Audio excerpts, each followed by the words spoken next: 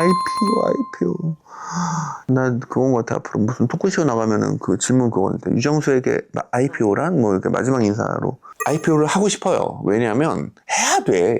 모든 스타트업은 투자를 받을 때 투자 계약서를 쓰잖아요. 반드시 들어가 있는 항목이 있어. IPO를 목표로 할 것. IPO를 목표로 하는 건 우리 회사가 처음 투자를 받을 때 2018년도에도 2020년에도 2025년에도 IPO를 목표로 하고 가고 있어. 한 번도 변한 적이 없어. 갑자기 어느 날 돈 벌 욕심에 IPO를 욕심내는 게 아니야. IPO를 할 조건이 되는데 IPO를 하지 않으면 투자계약 위반이야. 이 조항은 표준계약서에 들어있어. 기업공개라는 건 투자를 받은 회사 입장에서 반드시 거쳐야 될 과정이야. 근데 여기서 중요한 게 있어. 결승점이 IPO가 아니야. IPO하면 끝 하고선 돈잔치를 벌이고 끝나는 게 그러면 안 되고, 그리고 현실적으로 그럴 수도 없어. 대주주의 지분을 적어도 최소 2년에서 길게는 3년 정도, 그 이상까지도 시장에서 아예 거래가 불가능하게 막아놔. 대부분의 보호 외수 기간을 걸어놔요. 대주주 입장에서는 가장 바람직한 거는 자신의 보호 외수가 풀릴 2년이나 3년 후에 그때 주가가 높은 게 가장 중요해. 그리고 안타깝지만 이건 진짜 안타깝거든.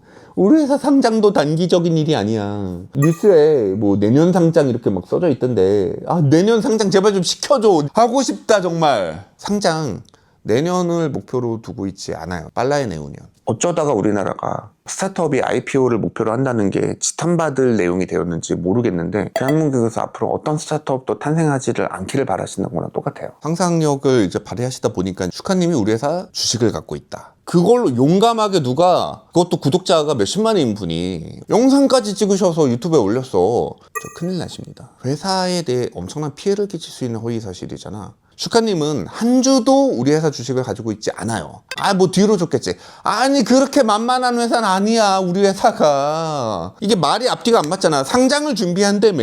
그러면 얼마나 철저한 재무조사나 회계검사를 통과를 해야 되는데, 근데 뒤로 주식을 주고 팔고 한다고? 슈카님과의 프로젝트는 저희는 진짜 빨라야 3년.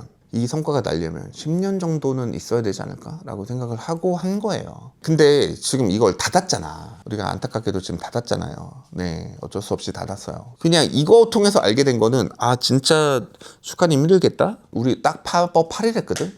닫기 바로 전날 봤었는데 최소 7kg는 빠졌을 거야. 풍채 좋으셨는데 갑자기 진짜로 홀쭉해지셨어. 저는 네, 이런 걸로 빠지지 않습니다. 네, 저는 멘탈이 그래도 튼튼한 편입니다.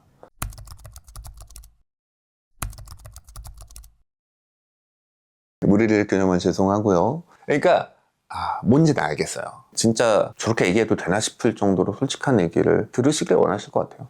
아예 사실관계를 모르시고 하는 비판들이 일단 되게 많았잖아. 그럼 100% 억울하기만 하느냐, 100% 말도 안 되는 얘기만 있었느냐. 이만큼 부풀려지긴 했어. 근데 부풀려졌다는 건 뭐야?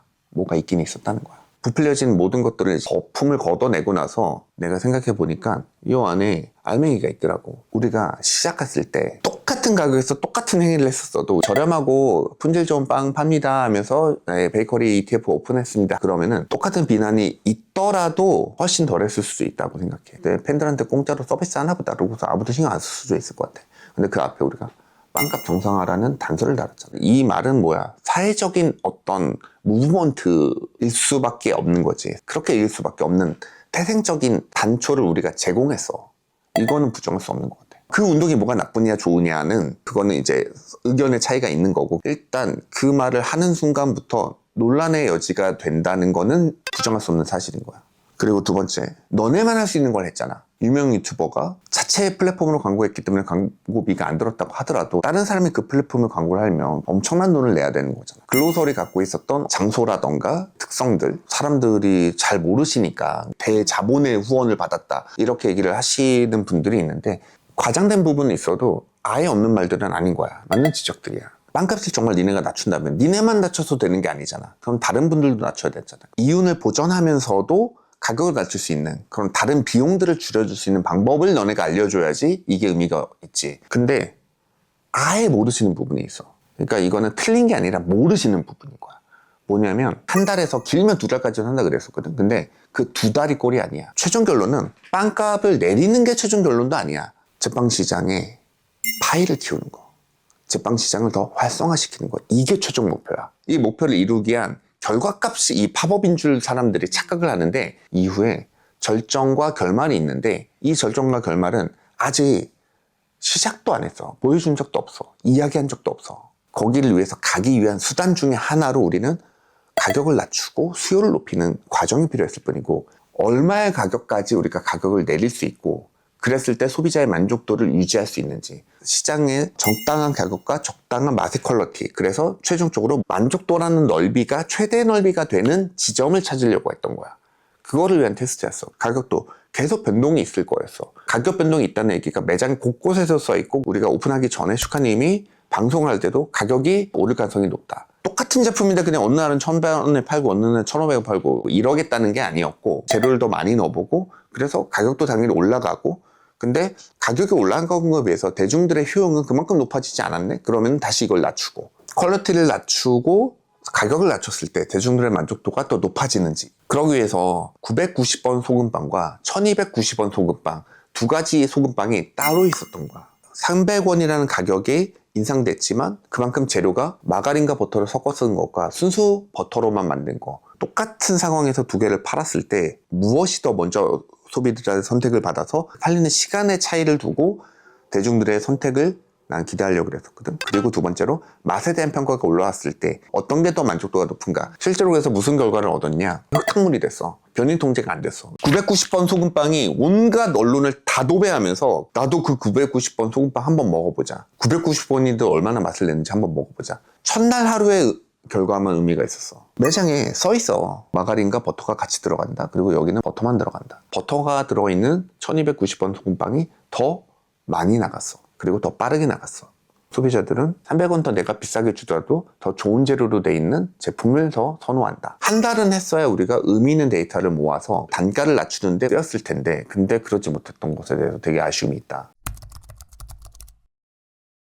작년에 제니 팝업, 블랙핑크 제니 팝업 어디서 언제 했는지 알아? 알아? 모르지? 아니, 슈카가 유명해도 제니보다 유명해? 제니보다 파급력이 있고 제니보다, 논란을 떠나서 애시당초에 이슈가 될 거라는 걸 아예 생각을 못했어요. 팝업 5일 전에 인사 체크하는데 담당 직원이 이러는 거야. 슈카님 2시에 온다 그랬는데 2시 전까지는 그럼 사람 하나도 없을 것 같아요. 11시 오픈인데 30분 전에 직원 1명 출근해 있었어. 원래 계획대로면. 이게 우리의 인지 수준이었어. 미안해. 거기까지 생각을 못했어요. 소금빵을 타겟으로 메뉴를 만든 것도 아니야. 이후에 사후적으로 분석하니까 소금빵이 대중과 업자들 둘 사이에 영린이였구나. 그러니까 나중에 깨달았어. 바게트도 990원, 심지어는 베이글도 990원인데 아무도 얘기 안 하잖아. 유명 베이글집 가잖아. 플레인 베이글이 안 나가. 토핑이 많이 붙은 안에 재료가 잔뜩 들어간 무언가가 나가. 그러니까 기본적으로 빵을 사 드시는 분도 뭐 아몬드도 들어있고, 그리고 안에 뭐 크림치즈도 들어있고, 뭐 연어도 들어있고, 그래서 비싼가 보다, 그렇게 생각을 하셔. 베이글 딱 봤을 때 이거 원가 얼마게 그랬을 때 바로 한눈에 안 집힌단 말이야. 근데 소금빵은 대부분 플레인을 먹었을 거란 말이야. 플레인 어때? 딱 열어보면 안에 뭐 들어있어? 아무것도 안 들어있잖아. 버터가 지나간 흔적만 남아있어. 만약에 그거 소금빵 대신에 단팥빵이었잖아. 단팥빵이 원가 더 높거든, 소금빵보다. 근데 단팥빵 990원에 팔았어도 이렇게 난리는 안 났을 것 같아. 소금빵은 아무것도 안 들었는데 3,000원인 거야, 소비자 입장에서. 소금빵만 생각하면 어때? 뭔가 폭리 같지. 근데 업자 입장에서 억울하지. 왜냐면 얘만 파는 게 아니잖아. 다른 빵들이랑 키 맞추기를 해가지고 소금빵은 원가율보다 조금 높게 받고, 그리고 다른 재료가 많이 들어간 빵은 낮게 받아. 실제로 우리가 운영하는 소금빵집, 너네는 3,000원에 소금빵 팔면서 이거는 지금 990원에 팔아? 막 이렇게 지금 욕을 엄청 먹었었거든요. 우리가 소금빵을 팔고 있는 그 매장에서 판매되는 모든 빵의 원가율이 30%가 넘어. 전체 메뉴의 통합적인 원가율을 관리를 하지 개별 메뉴 하나하나를 모두 다 30%로 맞추는 게 아니야. 그래서 자영업자들을 욕하지 정말로 않으셨으면 좋겠어요. 남아.